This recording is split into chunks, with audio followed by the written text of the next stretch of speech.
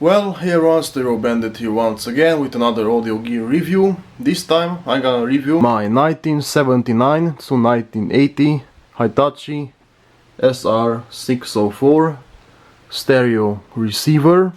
This thing was found at a garbage station, sitting on top of a furniture together with another cassette deck, and it was given to me. It was full of dust, it had a very thick layer of dust and it was very dirty, so I had to take it apart and clean it properly. And of course all the pots and switches are deoxidized and lubricated. As you can see, the design is a bit more modern, typical very late 70s and early 80s. The early 80s was the last era of these typical receivers, which had a nice and analog tuner and whatnot. They still do have the nice and analog feeling that a lot of us enthusiasts like. This Hitachi has a great build quality. This button, all these buttons are plastic, even though they might look like they're not, but they are plastic, and you know, you get that cheaper feeling.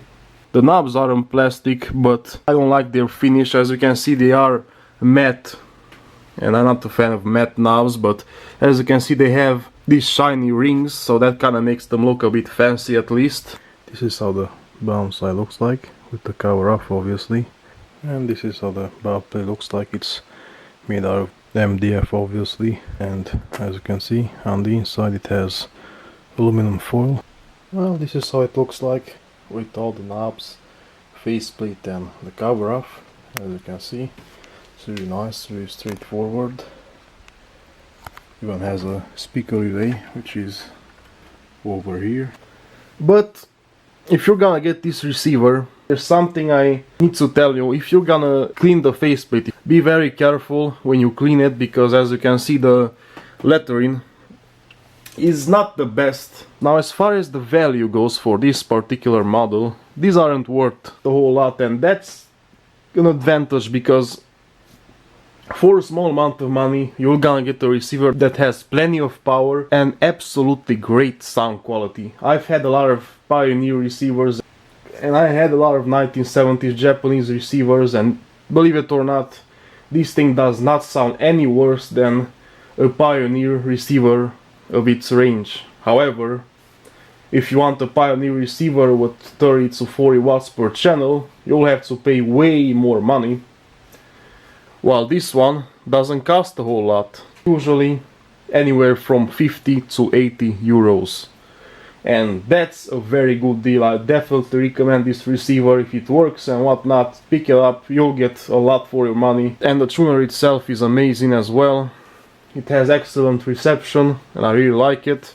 Let's turn it on. And you just heard the speaker relay. It has nice illumination. It has 35 watts per channel into 8 ohms. Frequency response from 10 Hz to 30 kHz.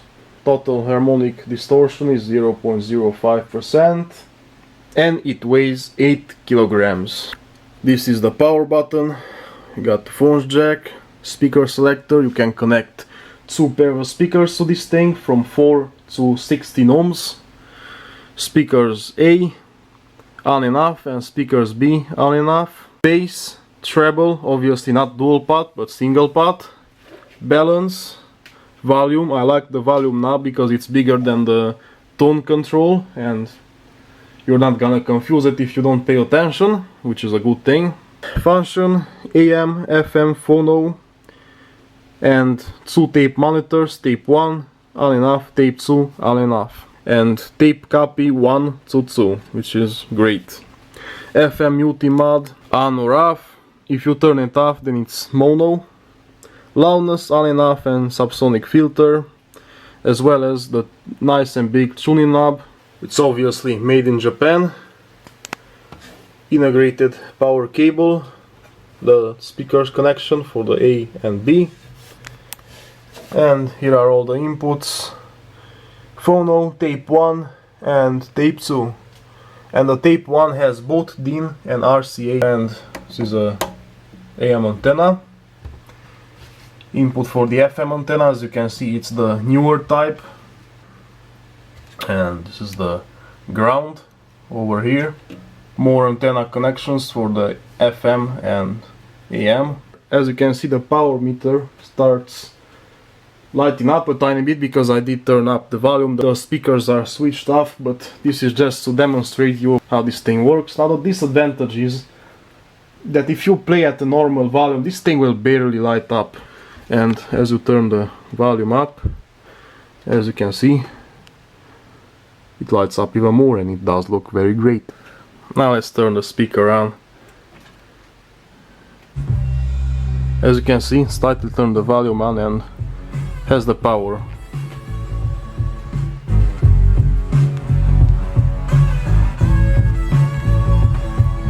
Great sound quality.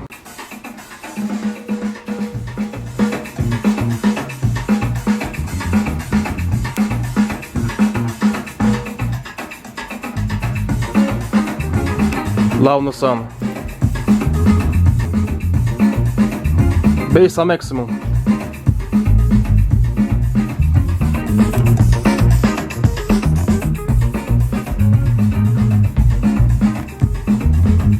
Loudness off, bass on maximum.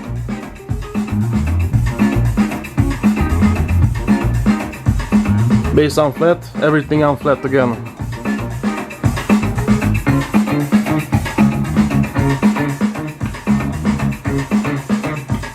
Loudness on.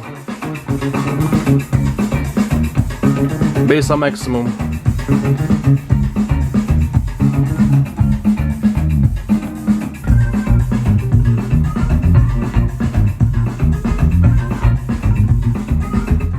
Well, alright guys, this was a quick sound test. Of course it sounds different in real life, we all know that, I don't really need to explain to you guys once again, but you know, this probably gave you an idea of how this thing might sound like. Well, that was pretty much all I gotta say about this receiver. Now I'm gonna end this video.